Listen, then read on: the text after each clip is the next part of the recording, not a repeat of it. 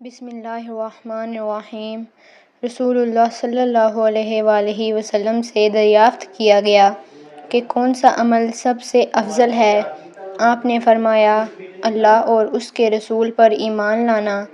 کہا گیا، اس کے بعد کون سا؟ آپ نے فرمایا، اللہ کی راہ میں جہاد کرنا۔ کہا گیا، پھر کیا ہے؟ آپ نے فرمایا، حج مبرور۔ صحیح بخاری، حدیث نمبر 26۔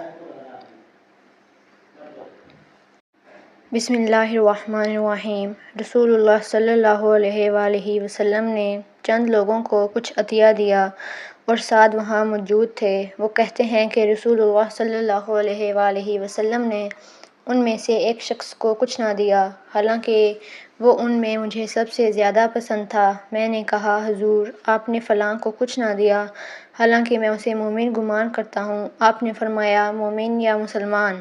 میں تھوڑی دیر چپ رہ کر پھر پہلی بات دہرانے لگا۔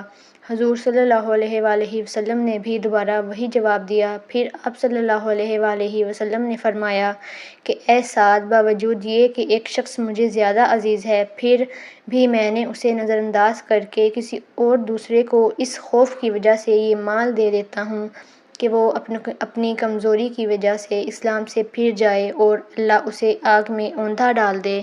اس حدیث کو یونس، صالح، معمر اور زہری کے بھتیجے عبداللہ نے زہری سے روایت کی۔